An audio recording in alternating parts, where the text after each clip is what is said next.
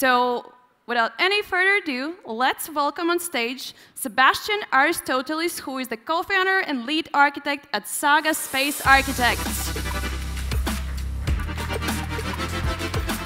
Thank you.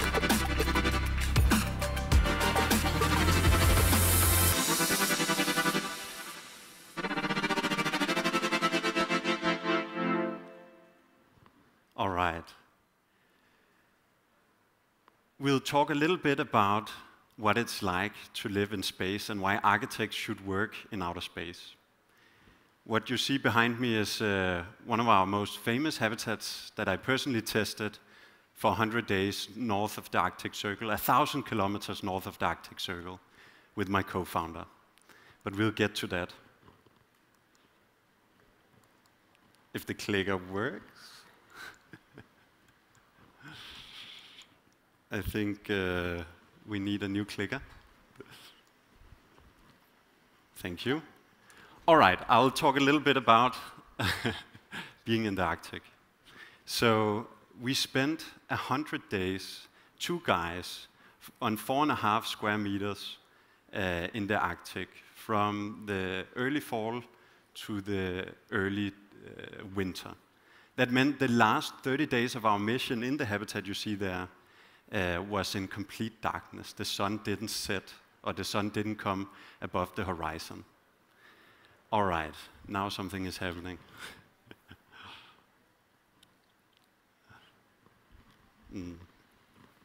So what you see there, that's me in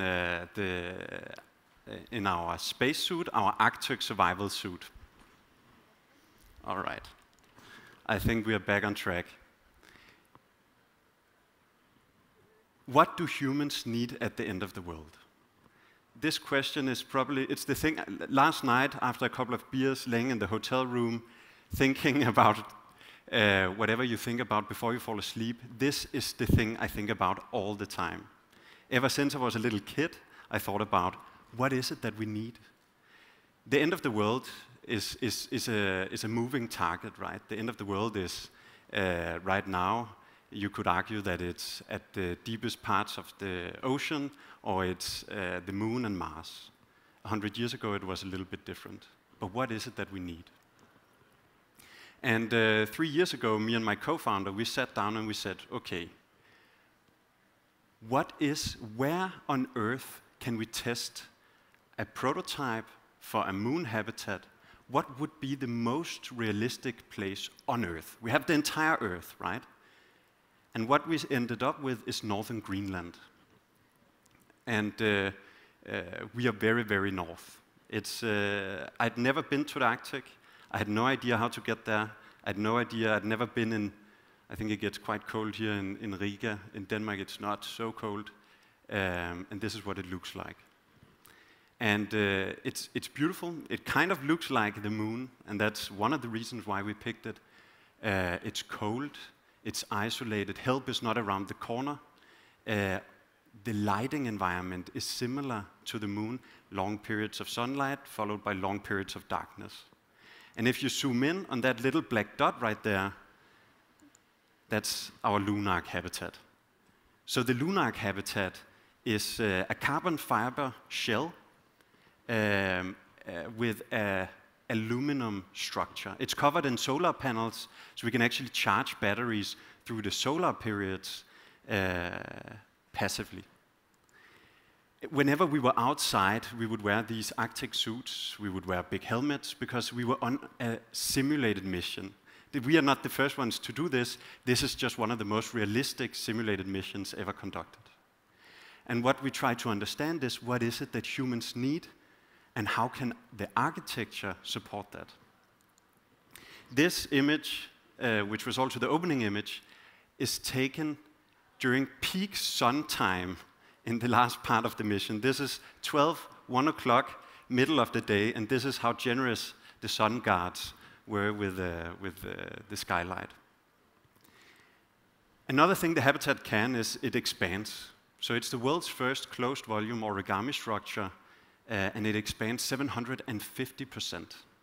So that's 7.5 times larger by volume. And why is that important? It's important because when you are when you are transporting something to the end of the world, in the Arctic, or if you're sending something on a rocket to the moon, space and volume is always limited. And then inside, it was tiny, right? And I'm a pretty average 1 meter, 83 centimeters. My co-founder, Carl Johan, is 2 meters and 6 meters. So he's one of Denmark's tallest person. So the exact opposite of what you want to bring on a mission like this.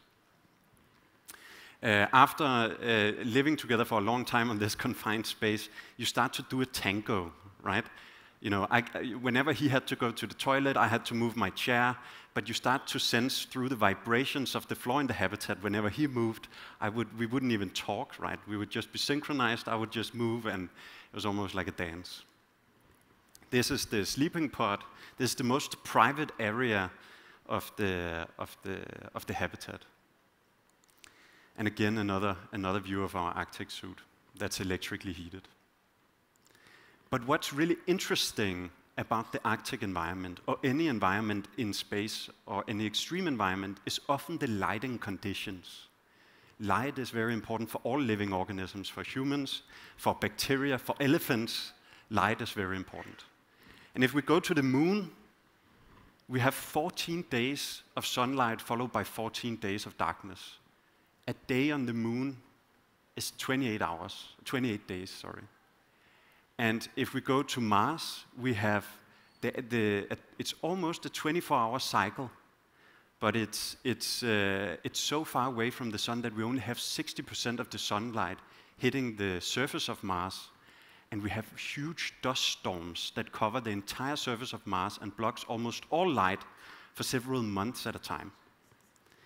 And then if you are lucky and you become an astronaut, you know, it's no secret, I hope that could be me one day, but if you're lucky and you become an astronaut, you almost have no windows. And when you have a small window or large window, you'll actually see 16 sunrises and 16 sunsets during 24 hours as you are orbiting Earth.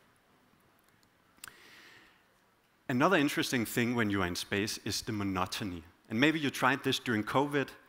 Every day looks the same. So if you make a graph over an experience being home during COVID, it was just flat. And what humans actually need is variation, right? Today was a little bit colder. I took a Bolt. I took one of those scooters here from the hotel. That was fun. It was incredibly cold. Just a couple of days ago, I was in nice, sunny, warm Denmark. And that variation, we take it for granted. When we don't, I don't, because I think about space all the time, right? But I think in general, we take it for granted. The change of variation. You need a cold and wet, rainy day to make the beautiful summer as wonderful as it is. Another thing is 75% of astronauts, because of these things, and especially because of the light, or the lack of light, they use sleep medication. And this is a huge issue. And if you're a top-trained astronaut, then maybe for 1 month or 2 months or 3 months, maybe it's okay, right? You can toughen it out. But if we're talking about a future where we have families living in colonies on a different planet or on the moon, then we have to sleep. So what we did was we looked back down on Earth and we said, isn't the solution right there? For millions of years, humans have evolved on Earth as organisms, as animals, and recently as humans, and we've evolved to understand light through this atmosphere. So we thought, okay, what if we just take that light, that specific spectrum of light, and that rhythm of the light, so we have a warm sunrise in the morning, we have daylight, we have changing daylight. Some days it's cloudy, some days it's sunny, and then we have a sunset and twilight and darkness. What if we take all that and put it inside a panel that we can put in our habitats with technology? And that's what we did. So this was the first prototype in our habitat in Greenland, and I lived with it for the duration of the mission. And it was beautiful. I had problems sleeping before going to Greenland. So even though I was lonely and it was tough, and I was tired of Carl, and we didn't speak for several days, and all these things that you can imagine, I still slept like a baby. So I would wake up with the sunrise inside my sleeping pod. I would go down, make a cup of coffee, as the sun would rise inside the habitat. One funny thing is, one of our programmers, he put in a hidden feature, and one night on the satellite phone, he texted me.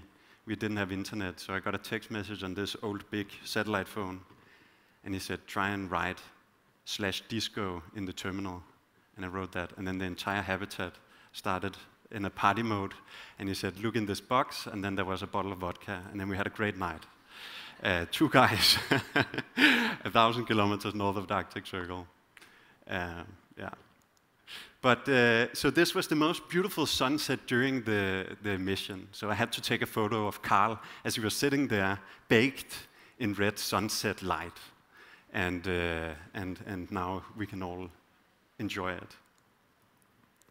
Then what happened was, a year and a half later, the Danish government called me and said, we have a Danish astronaut going to space on a SpaceX crew capsule.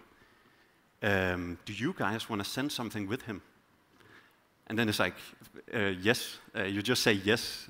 That's not something you think about, right? You just say yes, and then you figure out what are you going to send. And then I said yes, and then they said, do you have any money? I said, no. Can you give us some money? No, you have to figure that out yourself. So I said, okay, fine. We've done that before. So we spent the next half year designing, testing, and building what we tested in Greenland in a space-grade enclosure. And that became our circadian lighting panel version 1. So this is currently, right now, in orbit around the space station. I could talk a long time about all the functions and why this is probably the best light ever invented. But what's important to understand is that it simulates changing skylight. So we just, this is maybe the easiest way to be a designer and architect. You just steal the work of the physical world, right? You just steal the light and the color of the sky. And that's what we did. So here you can see me pretending to be an astronaut in the mock-up in our workshop where we developed the light. You can see I wake up with a sunrise, and there's darkness and sunset and all these things. And here's an image from the International Space Station in Andreas Mogenson's sleeping capsule. But it doesn't stop there, because we spend 90% of our time inside. And this is a global study, I believe. So in Denmark, it's actually higher. In the US, it's even higher. I think it's closer to 93%. And whenever you are inside, you don't get enough light. We call it, you can be in a room that's full of light, but you can still be in biological darkness, because it's not the right spectrum of light. So what we said, okay, and all this could solve if you just stepped outside, but we don't do that, and there's, the trend is just going downhill from now. So we said, okay, I cannot even afford the lamp I sent to space myself. Can we make a cheaper version that I can have in my bedroom? I can give it to my friends, I can give it to my mom, I can give it to my granddad, and that's what we're doing now. So on Ember.1, you can join the waitlist, and in 2 months we'll release the lamp that is affordable but based on the same technology that we sent to space. AEMBER.1. Then last year we said, okay, we went to the Arctic. We know that the Arctic was one of the most realistic training simulation missions for space ever made. And but there's one place left. There's one place on Earth that is 99% as realistic to space as space itself. And that's the water environment. And what's actually funny when you think about it, we call it Earth, but it's actually, we should call it ocean, or we should call it water, because it's more than 70% blue. And so what we are working on right now is a training habitat, an underwater habitat for astronaut training and marine science. There's still a lot of stuff we don't know about the ocean. More than 50% of the oxygen that we breathe, it doesn't come from the Amazon jungle, it actually comes from small organisms in the ocean, diatoms, phytoplankton, all these things that we don't know enough about. So we went on a roadmap, and we said, okay, the first thing we're going to do is we're going to do some tests because we're going to do some mistakes. So last year we completed the first habitat, YouHave-1. I'll show you some images of that. I stayed in a very tiny habitat for 48 hours underwater. And it went well. It went better than we had hoped. Right now we are building the next thing, which is a complete full-scale mock-up of the final habitat that will be ready in 2027. And why underwater? The underwater environment is realistic because the stressors that the astronauts experience are the same. There's no air to breathe. There's restricted mobility. It's very cold, or it's very extreme temperatures. It's dark. When you're inside a habitat, you need pressure. The way you need to work in that habitat is exactly the same, and the same procedures that you need to do in space.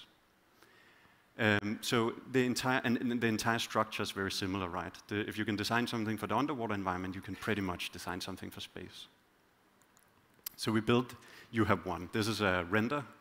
Here you can see what that looks like. And then this is me in our workshop, I think a week before we send it underwater. And we design everything ourselves. We manufacture everything ourselves. We do all the testing in our workshop in Copenhagen. That was never the plan. But when no one else can build it, we sat down and said, how hard can it be?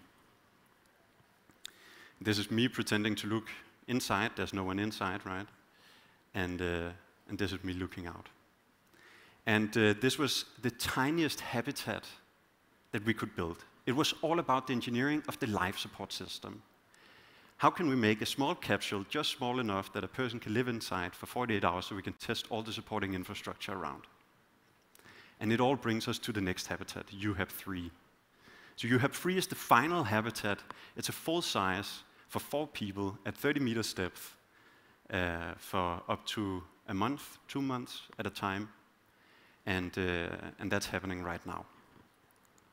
So the habitat that we have finished in a few months is habitat YouHave-2, and that's a training habitat. And we'll use that for a small mission where we're going to log in 4 people. I'll probably be there as well, so 3 other people than me. And we'll stay inside for 20 days, testing everything out, what works, what doesn't work, before we commit to anything for the final habitat. And in the last 5 years, the company is only 5 years old. We've been designing and building and managing and doing all the logistics for these projects all around the world. We've been to the desert. We've 3D printed some of the largest structures in the world. And it's all been possible because we have managed, or we have developed our own project management tool. And that's also something that we are releasing now. So you can go to chronom.io, and that's my co-founder's passion project. That's where we manage all our in-house projects. It's a Gantt system. It is all the nice tools that we didn't see in any of the other products out there. Thank you very much. That was my talk.